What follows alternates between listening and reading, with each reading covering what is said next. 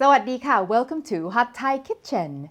Back in 2020, I released a video comparing this $230 rice cooker, the popular Zojirushi Neuro Fuzzy, against a basic one-button $30 rice cooker. And in that review, I concluded that yes, the Zojirushi does indeed produce better rice.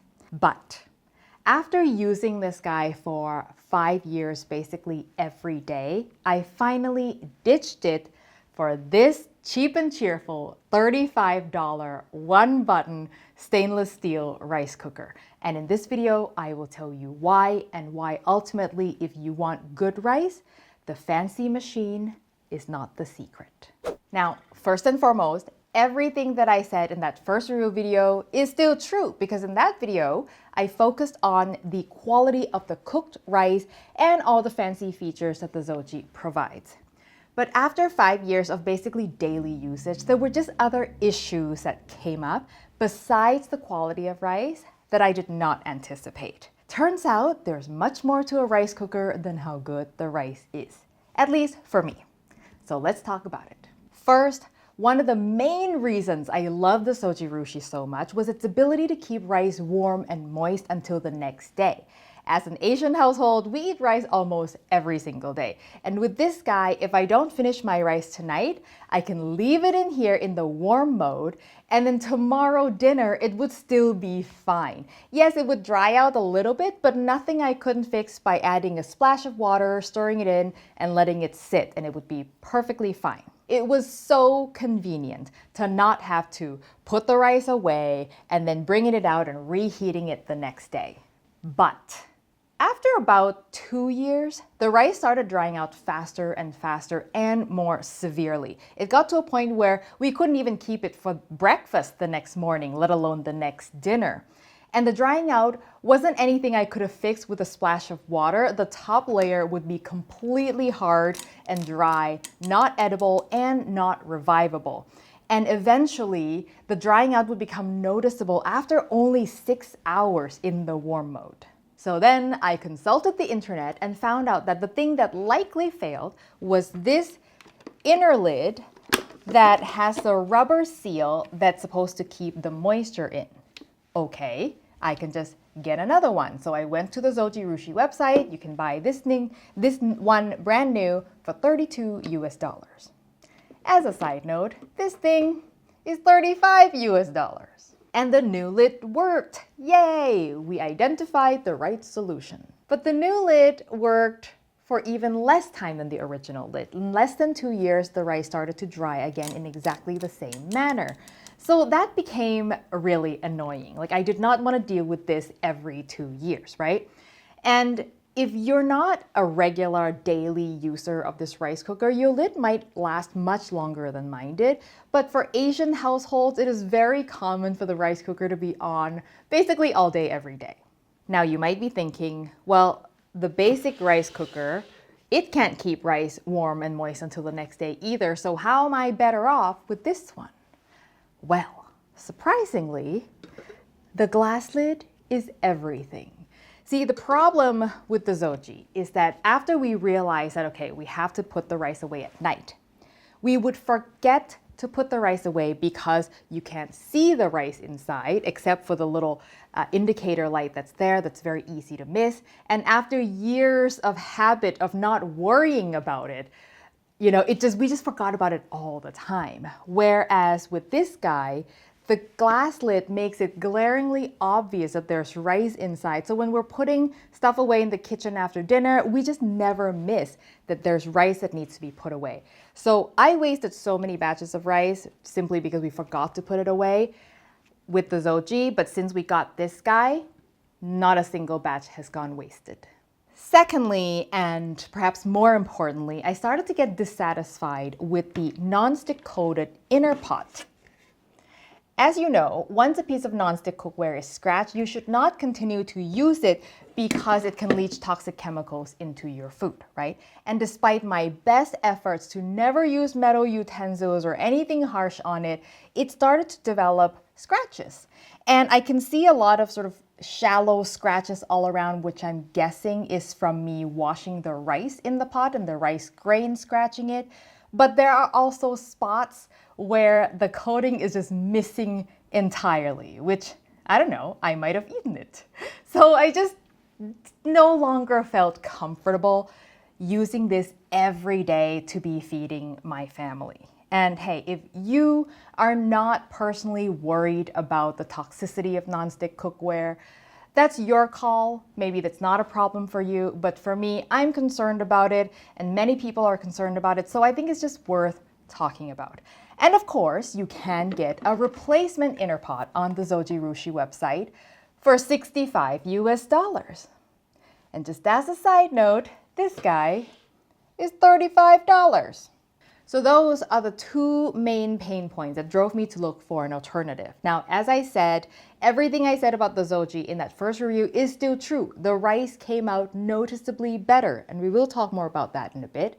The user experience is unbeatable. The retractable cord, the rice paddle holder, all the different modes you can use, and the celebratory music that plays when your rice is done. All that is delightful. But at the end of the day, the two problems that I have far outweigh all of those little positives. So if I'm not using the Zojirushi, then what am I using?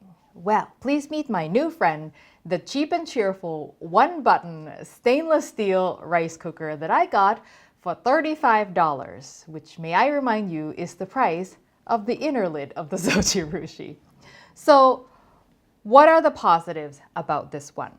First, and most importantly, it is not non-stick. It is a stainless steel inner pot, and I know that this will not wear out. I don't have to be gentle with it. I can scrape it with a metal spoon if I wanted to, and it will basically last forever. And speaking of lasting forever, this thing, because it is so simple, it will probably last me longer than the Zojirushi because there's just not much that can break, right? It's a one-button thing.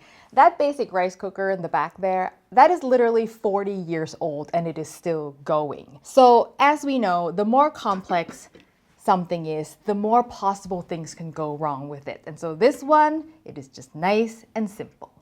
Next is cost. Obviously, it's much cheaper to buy, but also there's no ongoing maintenance cost. Nothing I need to replace regularly like the inner lid of the Zoji. The only thing that could break is if I drop this lid on the ground and shatter it. But guess what? There's nothing special about this lid. It is just a pot lid. You can just go online and buy another pot lid of this size. In fact, I already have another pot lid of the same size that I could potentially use if I broke this one.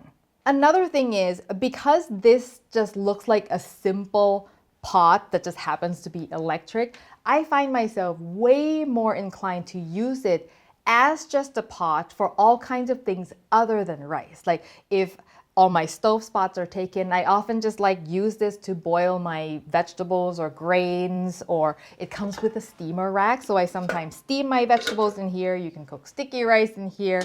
I mean, I just use it for so many different things. The warm mode you can also use to keep soups warm and things like that. Finally, as I said before, the glass lid cannot be underappreciated. I mean, the ability to be able to see what's going on inside, you know how close your rice is to being done. If you're cooking other things that's not rice, it's even more important. And most of all, not forgetting that there is rice inside is the biggest positive of all. Now, I hear you asking, but what about the rice quality? Doesn't the Zojirushi produce better rice, and ultimately, is that not the most important thing? Yes, it does, but no, it isn't. And let me explain. So in my previous review video, I concluded that it produces better rice, but only in a straight up rice side-by-side taste test. That is not how I eat rice in real life. This guy makes perfectly good rice, and when I eat the rice from this guy in a meal, I'm gonna put curry on it, I'm gonna put stir fry on it, and I have never once thought, man, the rice from here is not as good as my old rice cooker. Never, because when you eat rice in a meal, the difference, it's just not that big. This brings me to the most important thing that I will say in this entire video, and that is, How good your rice turns out is 90% the user and 10% the machine, in my opinion, okay? Which means that if you add the wrong amount of water for the type of rice that you are using, there is no fancy machine that can give you perfect rice. If you forgot to wash your rice before you cook it, there is no fancy machine that can get rid of the starch for you. The fancy machine can give you that extra quality boost if you have done your part correctly.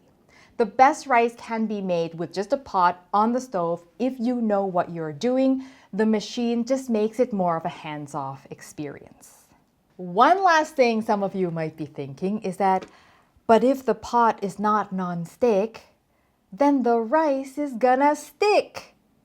Why, yes it does, and that's okay. Yes, the rice sticks, but it's just not that big of a deal. Like, I grew up in Thailand where every single household had a basic rice cooker, and rice sticking to the bottom is just like a fact of life. You just let it soak, and the next morning it comes off with no problem. If you're in a rush to clean it, leave the inner pot in the rice cooker, add some water, press cook, and let it boil for a few minutes, and it'll come off pretty easily. Like, the slight inconvenience of cleaning is, for me, far better than the risk of consuming toxic chemicals. Not to mention, some people like that crispy stuff. So those are my current thoughts around rice cookers based on my experience and my needs. If you've got different situations around rice and different needs, hey, you may find that this is a better rice cooker for you. But because I have recommended the Zojirushi in the past, I need to update you all on my current recommendation. And if you want to know how to cook rice perfectly with or without a rice cooker, please check out the blog post I will link to in the description below. And I will also put the links to both of these rice cookers in the description below as well if you want to check them out. A special thanks to all of our Patreon members who help support the show. If you want to know what that's all about and how you can join our private Discord server, check out the link in the description below. Thank you everyone for watching, and I will see you next time. สวัสดีค่ะ